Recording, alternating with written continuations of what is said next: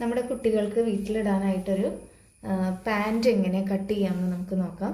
ഇത് നമുക്ക് സ്റ്റിച്ച് ചെയ്യുമ്പോൾ ബാലൻസ് വരുന്ന പീസാണ്. അപ്പോൾ അതിൽ നിന്ന് നമുക്ക് വീട്ടിലിടാനായിട്ടൊരു പാൻറ് കട്ട് ചെയ്ത് കൊടുക്കാം. ഇതിൻ്റെ മോൾ ഭാഗം ഒരു 1.5 ഇഞ്ചിൽ ഞാൻ മാർക്ക് ചെയ്യുന്നുണ്ട്.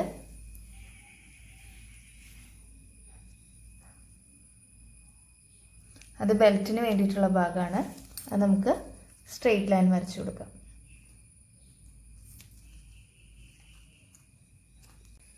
ഇത് ഒരു 24 ഇഞ്ച് വേസ്റ്റ് അളവും ഹിപ്പ് റൗണ്ട് ഒരു 30 ഇഞ്ചും വരുന്ന കുട്ടിയാണ്. അപ്പോൾ നമ്മൾ ഒരു 8 ഇഞ്ചാണ് ഇങ്ങോട്ട് മാർക്ക് ചെയ്ത് കൊടുക്കുന്നത്. 8 ഇഞ്ചിൽ നിന്ന് താഴത്തേക്കും നമ്മൾ ഒരു 9.5 ഇഞ്ച് ക്രോച്ച് ലെങ്ത് ആയിട്ട് മാർക്ക് ചെയ്ത് കൊടുക്കുകയാണ്.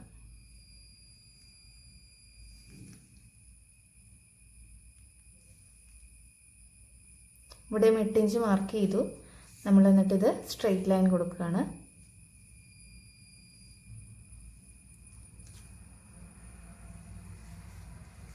ഇവിടെ നിന്ന് ഒരു 2 ഇഞ്ചെങ്കിലും വേണം.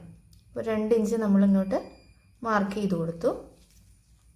ഇവിടുന്ന് ജസ്റ്റ് നമ്മളൊന്ന് കർവ് ചെയ്ത് ഇങ്ങോട്ടേക്ക് വരച്ചു കൊടുക്കുകയാണ്. ഇവിടുന്ന് ഒന്ന് കർവ് ചെയ്ത് വെറുതെ ഒന്ന് വരച്ചു കൊടുക്കാം. ഇവിടെ തൈ റൗണ്ട് എന്ന് പറയണത് 18 ഇഞ്ചാണ്, 17. അപ്പോൾ ഞാനൊരു 9.5 ഇഞ്ച് കൊടുക്കുന്നുണ്ട്. ബാക്കി നമ്മുടെ സ്റ്റിച്ചിങ് അലവൻസ് ആയിട്ട് പോകും.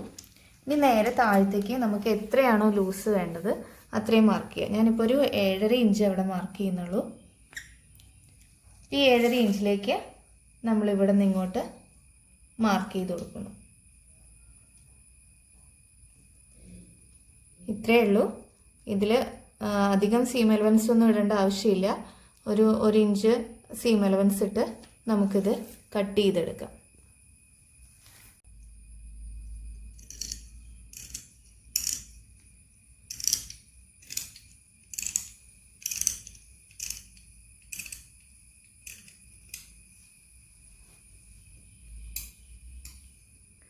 ഇവിടെ നിന്ന് നമ്മൾ ഈ വരച്ച വരയിൽ കൂടിയാണ് കട്ട് ചെയ്തെടുക്കുന്നത്.